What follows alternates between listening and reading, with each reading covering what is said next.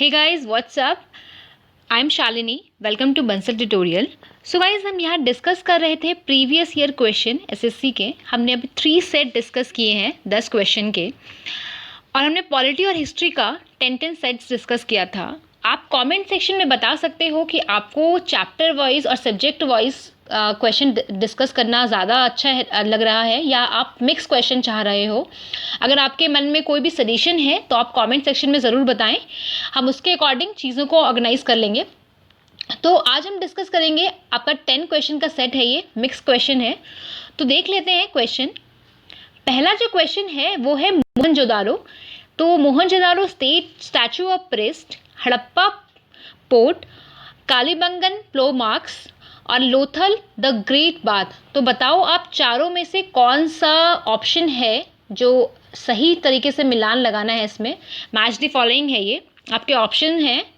क्या मोहनजोदड़ो में the great bath मिला था, या फिर हड़प्पा में स्टैचू ऑफ प्रीस्ट मिला था, कालीबंगन में प्लो मार्क्स मिले थे, और लोथल जो है वो आपका पोर्ट सिटी था. तो और ऑप्शन आपके इस तरह से हैं. फिर नेक्स्ट जो ऑप्शन है वो कह रहा है कि मोहनजोदारो जो है वहाँ पे प्लो मार्क्स मिला था, और हड़प्पा जो में है जो पोर्ट है, हड़प्पा पोर्ट है, और कालीबंगन आपका ग्रेट बाथ है, Lothal the statue of priest है. तो आप बताओ इस चारों में से कौन सा ऑप्शन है जो सही है, या ए बी सी और डी ऑप्शन है. अपना स्कोर ज़रूर कमेंट सेक्शन में बताया करें गाइस, क्या स्कोर आपको आ रहा है. और कम भी स्कोर आ रहा है तो कोई दिक्कत नहीं है, शर्माने वाली बात नहीं है. हम यहाँ पे रोज़ चीज़ें डिस्कस करते रहेंगे और आपका स्कोर इवेंचुअली इंक्रीज़ हो जाएगा. तो चलिए नेक्स्ट देख लेते हैं इसका आंसर क्या है. मोहनजोदारो जो है वो द ग्रेट बात है. हड़प्पा स्टैचू ऑफ प्रिस्ट मिला था, हमें पुजारी की मूर्ति मिली थी हड़प्पा से. कालीबंगन से हमें प्लो मार्क्स मिले थे, जो हल जोतने के लिए जो यूज़ किया जाता है वो मिला था हमें. वहाँ से मार्क्स मिले थे बेसिकली, कि वहाँ पे ऐसा लग रहा था कि वहाँ पे हल जोता गया हो, ज़मीन को जोता गया हो हल के द्वारा. लोथल जो है वो पोर्ट है, डॉकयार्ड है, एक तरह का बंदरगाह है. डॉकयार्ड का मतलब होता है बंदरगाह, जहाँ पर आप सामान जो है, शीप जो है, अनलोड और लोड होता है. तो लोथल जो है वो डॉकयार्ड था, जहाँ पोर्ट सिटी था बेसिकली लोथल. हमने मोहनजोदड़ो और हड़प्पा के बारे में डिस्कस किया था. आपने मेरे हिस्ट्री के लेक्चर देखे होंगे तो उसमें भी मैंने डिस्कस कर रखा है. आपको लिंक मैं कॉमेंट सेक्शन में डाल दूँगी, तो आप देख लेना वहाँ पर भी. और मोहनजोदड़ो जो है वो कब ढूंढा गया था और हड़प्पा कब ढूंढा गया था, ये मैंने लास्ट आपका जो हिस्ट्री का हम सेशन एसएससी का जब डिस्कस कर रहे थे क्वेश्चन पेपर, तो भी हमने डिस्कस किया था. तो आप बताओ कब ढूंढा गया था कमेंट सेक्शन में. नेक्स्ट क्वेश्चन है, in which language were the Buddhist text Pitakas composed. किस लैंग्वेज में बुद्धिस्ट का जो टेक्स्ट है पिटकास वो कंपोज किया गया है. संस्कृत में किया गया है, अर्धमगधी में किया गया है, पाली में किया गया है, और प्राकृत में किया गया है. तो बताइए किस में किया गया है. तो बुद्धिस्ट टेक्स्ट जो है वो आपका पाली लैंग्वेज में हुआ है, और जो जैनिज्म का जो टेक्स्ट है वो आपका प्राकृत लैंग्वेज में है. ओके, तो इसका डिस्क्रिप्शन देख लेते हैं. जो त्रिपिटका है, 3 बास्केट, वो जो है वो सेक्रेड स्क्रिप्चर है. सेक्रेड का मतलब पवित्र स्क्रिप्चर्स है बुद्धिस्ट का, जो रिटर्न है पाली लैंग्वेज में. और उसके 3 त्रिपिटकाज हैं, एक सुत्त पिटका, विनय पिटका और अभिधम पिटका. ओके, और जो ये अगर आप बुद्धिज्म की बात करो तो अभी के टाइम से बुद्धिज्म का टॉपिक काफ़ी रेलेवेंट है, क्योंकि बुद्धिज्म का क्या मेन मोटो क्या था कि आप लोगों की हेल्प करो विदाउट कोई अपना लालच देख के, या अपनी ड्यूटी को 100% निभाओ. तो अभी जो कोविड-19 का सिचुएशन है, लोग अपनी 100% ड्यूटी को निभा रहे हैं. डॉक्टर्स की अगर आप बात करो तो सोसाइटी जो है वो बुद्धा के रास्ते पे चल रही है, तो इस वजह से ये काफ़ी इंपॉर्टेंट हो जाता है. तो आप हिस्ट्री का जो लेक्चर है उस सेक्शन में जाके आप बुद्धिज्म और जैनिज्म वाला लेक्चर ज़रूर देखना, क्योंकि बुद्धिज्म और जैनिज्म से रिलेटेड क्वेश्चन वनडे एग्जाम में आते रहते हैं. तो नेक्स्ट हम देखते हैं, which among the following statement is not true when there is an increase in interest rate in an economy. Economy में जब इंटरेस्ट रेट जब इंक्रीज होता है तो क्या चीज़ें हैं जो चीज़ सही नहीं है. पहला जो है इंक्रीज इन सेविंग. तो बताओ क्या इंक्रीज होता है सेविंग में, डिक्रीज होता है लोन में, increase in production cost, increase in cost capital return. पूंजी पर वापसी की वृद्धि हो जाती है। तो यहाँ पे आपको ये ध्यान रखना है, यहाँ पे ट्रू नहीं पूछ रहा है, यहाँ पे आपसे पूछ रहा है नॉट ट्रू। तो इस बात का ध्यान रखना है, ये नॉट का और ट्रू का, नॉट और सिर्फ ट्रू, इस चीज़ का बड़ा ध्यान रखना है, कंफ्यूज नहीं होना है। हम जल्दी जल्दी में क्वेश्चन जो होता है पूरा पढ़ते नहीं है और ये नॉट वाला वर्ड मिस कर जाते हैं, उसकी वजह से भी क्वेश्चन जो होता है वो गलत हो जाता है। और जब आप इकोनॉमी के क्वेश्चन देखोगे तो वो काफ़ी लॉजिकल क्वेश्चन होते हैं, अब थोड़ा सा लॉजिक लगाओगे तो आप आंसर सही करके ले जाओगे। तो बताओ क्या आंसर सही लग रहा है आपको। देखो अगर आप लॉजिकल सोचो तो अगर इंटरेस्ट रेट अगर इंक्रीज होगा तो आप सेविंग ज़्यादा करोगे। ऑब्वियस सी बात है, आप पैसे को अगर बैंक में रख रहे हो तो आपको इंटरेस्ट रेट उस पैसे पे ज़्यादा मिल रहा है, तो सेविंग टेंडेंसी हमारी इंक्रीज होगी। तो ये जो ऑप्शन हो गया वो तो सही हो गया।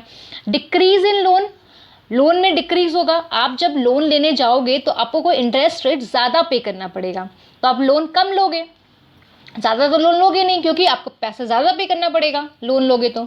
इंक्रीज इन प्रोडक्शन कॉस्ट, हाँ भाई प्रोडक्शन कॉस्ट में इंक्रीमेंट आएगा, तो आएगा, ज़रूर आएगा, क्योंकि जो काम जो चलता है वो लोन पे भी चलता है।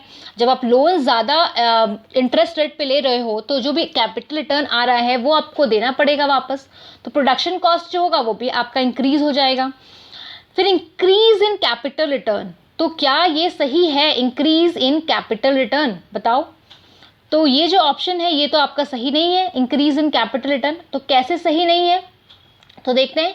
Increase of interest rate economy leads to increase in saving, ठीक है, ये सब चीज़ें इंक्रीज हो जाएगी, लेकिन डिक्रीज इन कैपिटल रिटर्न, क्योंकि अगर आप पैसा लोन लेकर के अगर आप यूज़ कर रहे हो, कहीं भी इन्वेस्टमेंट कर रहे हो इकॉनमी में, तो जितना भी इन्वेस्टमेंट से आपको पैसा रिटर्न आ रहा है तो आपको लोन पे इंटरेस्ट रेट ज़्यादा देना पड़ रहा है, तो आप दोगे कहाँ से, अपने प्रॉफिट के शेयर से ही दोगे यहाँ पे। तो क्या होगा, आपका कैपिटल रिटर्न तो आपका डिक्रीज हो गया, क्योंकि आपके हाथ में पैसा क्या आया, कम आया, तो इस वजह से क्या होगा, डिक्रीज इन कैपिटल रिटर्न। चलिए नेक्स्ट क्वेश्चन देखते हैं। Bicameral system is a feature of which of the following form of government. Bicameral जो आपका सिस्टम है किसका फीचर है, पार्लियामेंट्री सिस्टम का, प्रेसिडेंशियल सिस्टम का, फेडरल सिस्टम का और यूनिटरी सिस्टम का। तो बताइए किसका है बाइकैमरल सिस्टम, ऑप्शन में ज़रूर बताना आप कि क्या आंसर हो सकता है इसका। तो द्विसदनीय जो व्यवस्था है सरकार की वो फेडरल सिस्टम का आप कह सकते हो कि से लिया गया है, फेडरल सिस्टम का फॉर्म है गवर्नमेंट का। तो बाइकैमरल सिस्टम जो होता है उसमें क्या होता है, दो चैम्बर्स होते हैं, एक लोअर हाउस और अपर हाउस। लोअर हाउस को लोकसभा कहते हैं और अपर हाउस को राज्यसभा कहते हैं। लोअर हाउस को हाउस ऑफ पीपल भी कहते हैं। तो क्यों कहते हैं हाउस ऑफ पीपल, क्योंकि यहाँ से जनता के द्वारा डायरेक्टली चुन के उनके प्रतिनिधि यहाँ पे जाते हैं। ओके, एंड चलिए नेक्स्ट क्वेश्चन देखते हैं।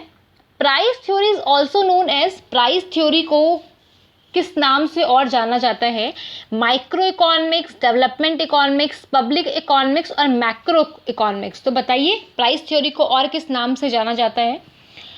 देखिए प्राइस थ्योरी जब होगा तो बात से समझ में आ रहा है प्राइस की बात कर रहा है ये, तो क्या किसी एक इंडिविजुअल फर्म की बात करेगा, किसी एक छोटे लेवल पे देखेगा। इकोनॉमिक्स में दो चीज़ें होती है, एक माइक्रो होता है और एक होता है आपका मैक्रो।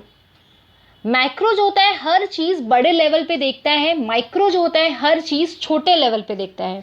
तो अगर हम प्राइस थ्योरी की बात करें तो प्राइस थ्योरी क्या करता है, एक इंडिविजुअल फर्म और इंडस्ट्री की बात करता है, उसके प्राइस को देखता है, तो एक छोटे लेवल पे देख रहा है। तो आंसर क्या हो जाएगा, आंसर हो जाएगा आपका माइक्रो इकोनॉमिक्स।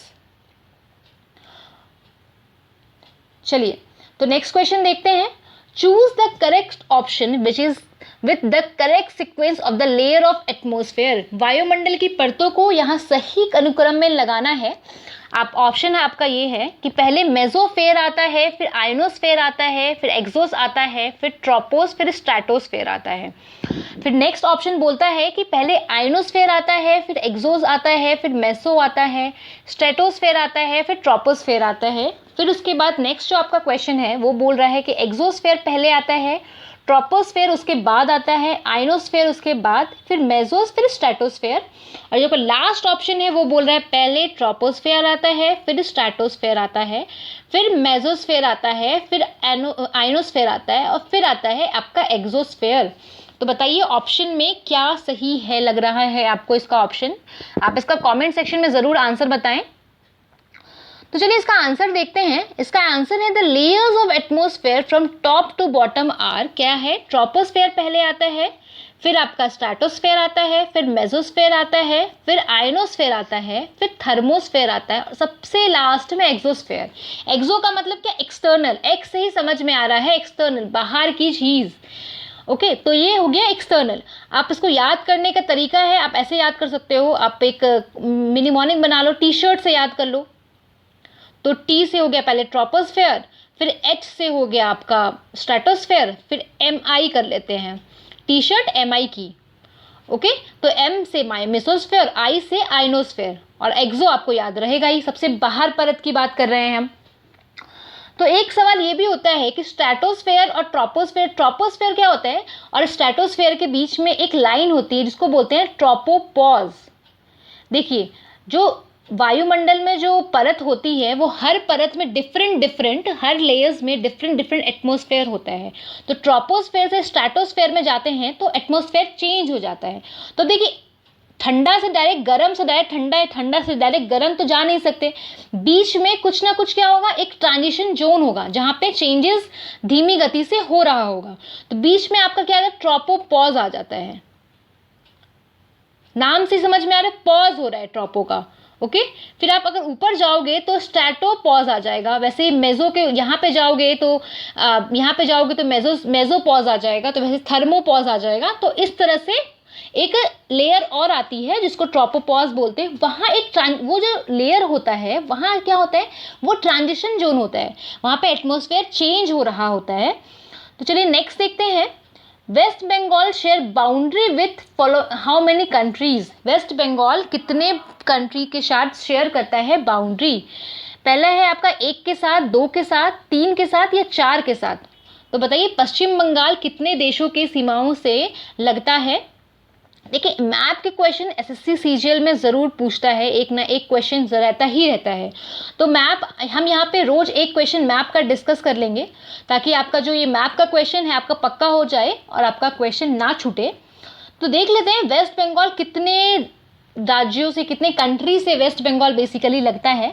तो अगर आप बात करो जो वेस्ट बंगाल जो है वो सिक्किम, बिहार, झारखंड और उड़ीसा से लगता है इंडियन स्टेट को, और इसका 3 जो है इंडियन स्टेट से लगता है। और it's international border has Bangladesh in east, Bangladesh है ईस्ट में, भूटान है नॉर्थ ईस्ट में, और नॉर्थ इन नेपाल। अगर आप देखो तो हम यहाँ पे देखें तो जो ये वेस्ट बंगाल है आप देख सकते हो, हम यहाँ पे वेस्ट बंगाल की बात कर रहे हैं।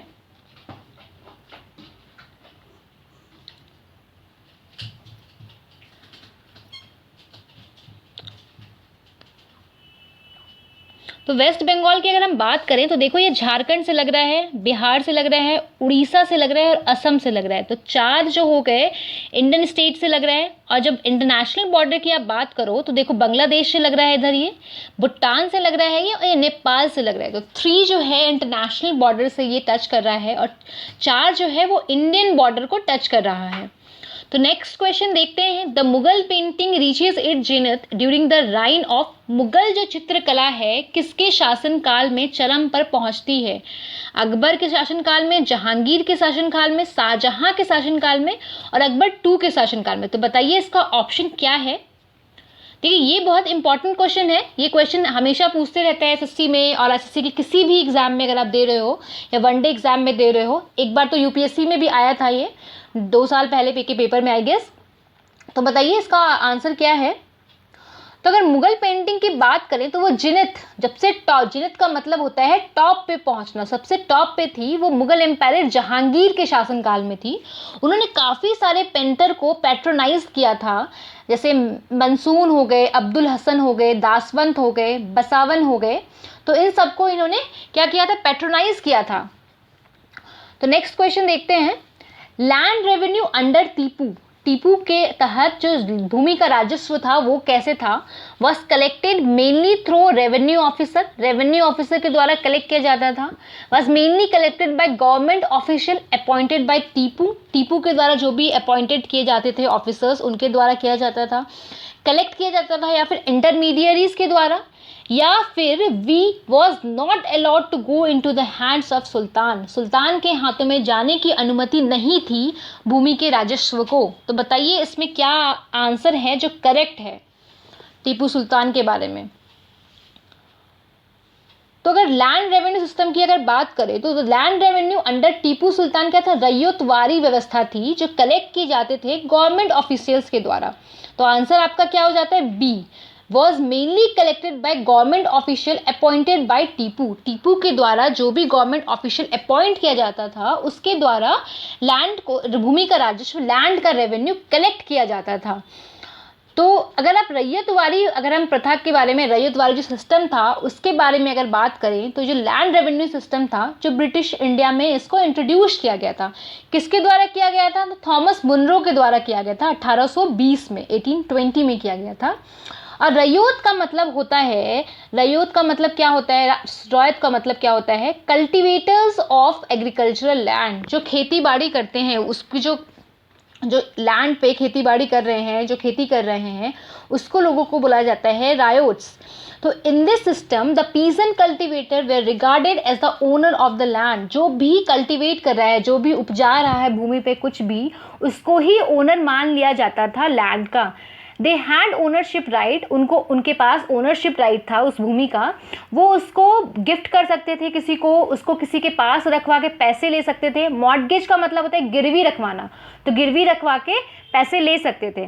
The taxes were directly collected by the government from the peasant, taxes क्या था, वो डायरेक्टली कलेक्ट किया जा सकता था गवर्नमेंट के द्वारा पीजन से।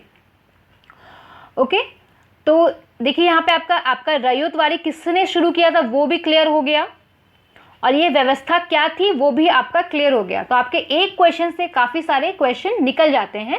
तो नेक्स्ट देखते हैं, ये आपका लास्ट क्वेश्चन है आज का। In IT terminology failure in the kernel is called as crash dump और कर्नल एरर। तो बताइए क्या है, आईटी शब्दावली में कर्नल में विफलता क्यों होता है, क्या कारण है इसका। तो इसका आंसर है क्रैश होने की वजह से क्या होता है, आपका कर्नल सिस्टम स्टॉप हो जाता है। When a computer program such a software application stop properly and exist, जब आपका क्या होता है, जब आईटी टर्मिनोलॉजी में जो कर्नल का मतलब होता है वो होता है क्रैश हो जाना। तो हम कर्नल के बारे में जान लेते हैं। Kernel is a computer program that is heart and core of an operating system, ये हार्ट एंड कोर है ऑपरेटिंग सिस्टम का। सिंस द ऑपरेटिंग सिस्टम क्या करता है, कंट्रोल करता है सिस्टम को, तो कर्नल भी क्या करता है, कंट्रोल करता है हर कुछ जो कि सिस्टम में हो। ओके, और it is most important part of an operating system. जब भी कोई सिस्टम स्टार्ट होता है तो कर्नल एक पहला प्रोग्राम है जो कि लोड होता है। आफ्टर द बूट लोडर, जैसे आपने कंप्यूटर को ऑन किया तो जब ऑपरेटिंग सिस्टम शुरू होता है तो इसके साथ ही कर्नल प्रोग्राम भी शुरू हो जाता है, because kernel handle the rest of the thing of the system for the operating system. Operating system के लिए वो सारे चीज़ों को हैंडल करता है। Kernel remains in the memory until the operating system is shut down, जब तक आप बंद नहीं कर देते कंप्यूटर को, ऑपरेटिंग सिस्टम को जब तक आप बंद नहीं कर दोगे तब तक कर्नल रहेगा मेमोरी पे। ओके, तब तक कर्नल ऑपरेट होता रहेगा। तो यहाँ से आपका कर्नल से कभी भी कोई सवाल आएगा तो मुझे नहीं लगता कि आपका छूटना चाहिए। अगर आपको लग रहा है कि ये वीडियो देखने के बाद अगर आपको इसकी पीडीएफ चाहिए तो आप टेलीग्राम पे जाके इसकी पीडीएफ को डाउनलोड कर सकते हो। आप बंसल ट्यूटोरियल को इंस्टाग्राम, फेसबुक पे भी फॉलो कर सकते हो। और अगर आपको ये वीडियो अच्छा लगे तो लाइक ज़रूर किया करो गाइस, लाइक करते हो तो मोटिवेशन मिलता है। और दोस्तों से शेयर करना अगर वीडियो अच्छा लगे तो, क्योंकि और लोगों तक भी ये पहुंचना चाहिए। और सब्सक्राइब कर देना चैनल को अगर अभी तक आपने सब्सक्राइब नहीं किया है तो, अब बेल आइकन भी दबा देना ताकि आपको इस वीडियो की नोटिफिकेशन मिलती रहे।